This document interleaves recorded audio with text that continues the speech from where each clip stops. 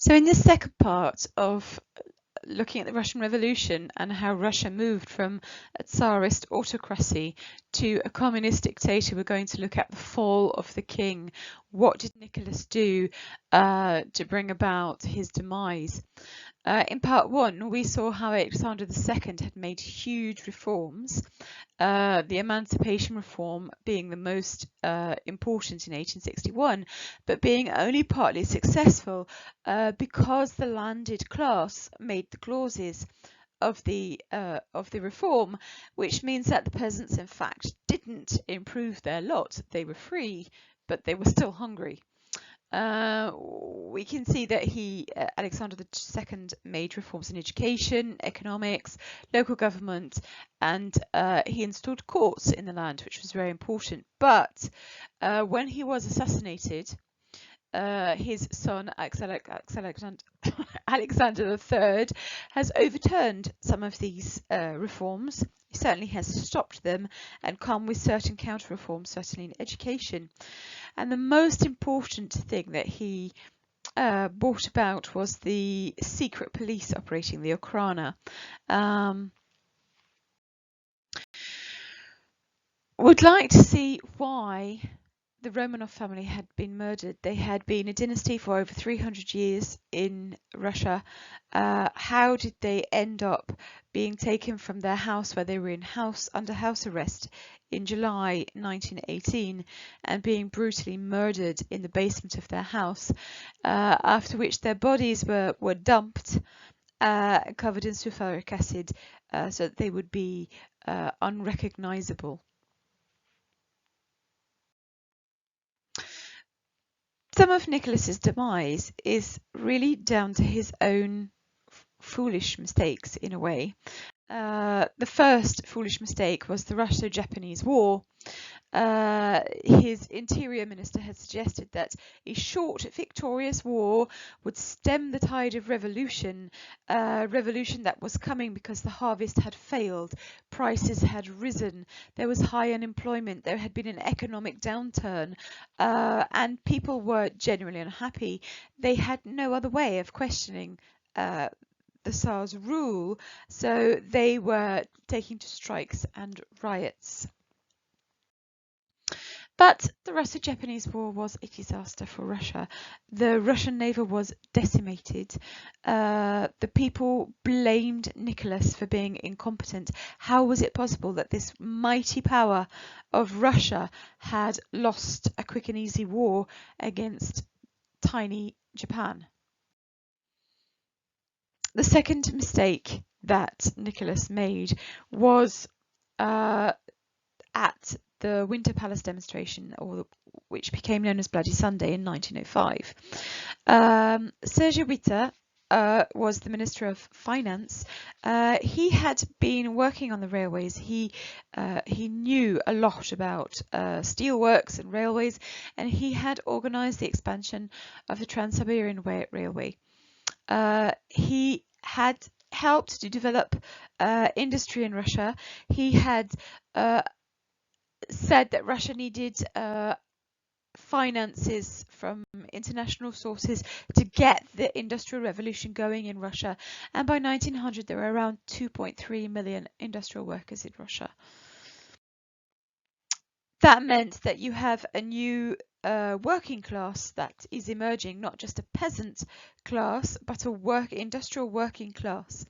However, the conditions in Russian factories were far below the conditions in other European factories for the 60s. If you think back to the Industrial Revolution and the conditions, well, these conditions are very similar. People working 11 hours a day, 10 hours on Saturdays. Housing conditions were very poor, sometimes 16 people living in a flat, sometimes people sleeping in the factories with no mattresses and nothing really to cover themselves up with. Trade unions were illegal, so there was no way of being able to improve your lot if you had no way to protest what was going on. So and even strikes were forbidden if you took place in a strike, you could expect the Russian army to be called in to deal with your protest. But on the 9th of January 1905, a priest called Gregory Goepel had organised a peaceful demonstration in St. Petersburg. The objective of the demonstration was to go to the Winter Palace and deliver Tsar Nicholas with a petition of everything that was going wrong for the people and everything that the people wanted to change. Goepel had informed the authorities of the march. It was a peaceful march, but at some point, Nicholas's uncle made the decision to fire on the protesters. More than 100 marchers were killed. Many more were wounded. Reports differ between it being several hundred to an unofficial report saying there were more like 4,000 people killed, and that the imperial palace tried to cover it up. Most importantly, Nicholas wasn't in St. Petersburg. He didn't give the order to fire, but it's the public opinion that matters, and the public blamed him.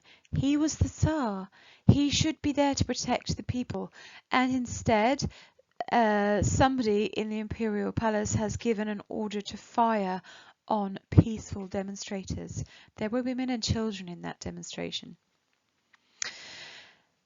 More to the point, something similar had happened before. When Nicholas was crowned in 1896, 4 days before the coronation, a large group of people had come together because they had been told they would receive free coronation gifts: a bread roll, a piece of sausage, pretzels, gingerbread, and a commemorative cup. When word got out that there might not be enough commemorative gifts for everybody, the people started to get agitated, and they pushed and shoved, leading to the death of 1,389 people and another 1,300 who had been severely injured. They died basically in a ditch because the police had not been able to maintain order.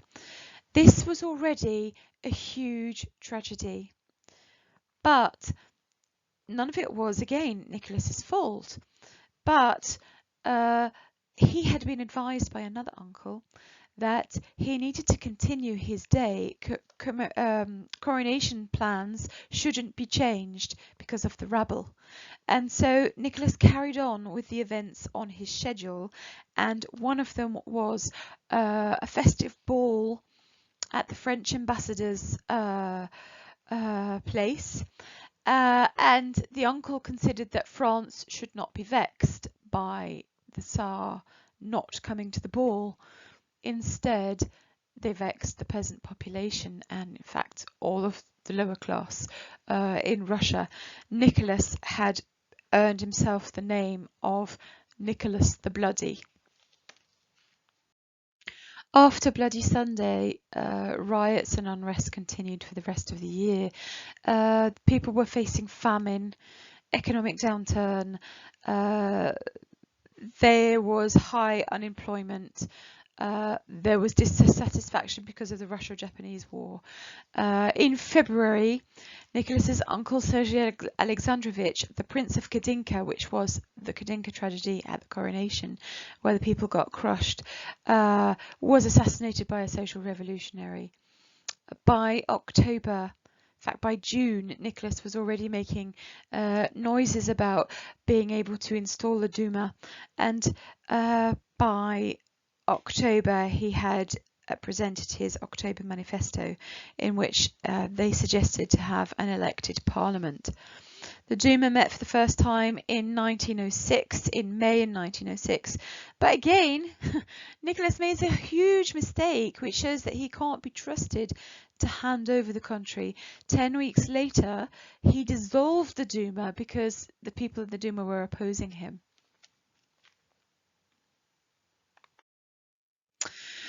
Nicholas made a large number of mistakes connected with World War I. First of all, he took Russia into the war to protect tiny Serbia against Austria-Hungary. It was a war that could have been avoided if Russia hadn't moved to protect Serbia. Russia wasn't prepared for the German war machine. They lost around 2 million soldiers over the course of 3 years. By 1915, it was clear the Russian army was failing, and Nicholas decided that he would be the guy to lead the army, which is a disastrous move because when the army fails, the public take him as being personally and directly responsible for the army's failing. And in addition, he's decided to leave St. Petersburg to go to Poland to lead the army. While he's away, he leaves his wife, who was a German wife, in charge of Russia, together with a very dodgy priest called Grigory Rasputin. And the people have lost faith totally in this very weak Tsar, but certainly in his German wife.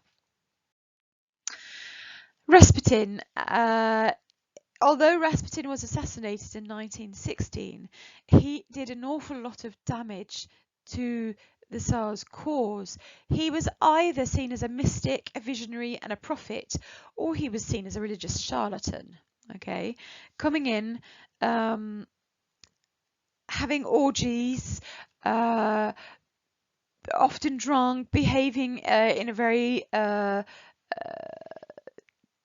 unacceptable manner.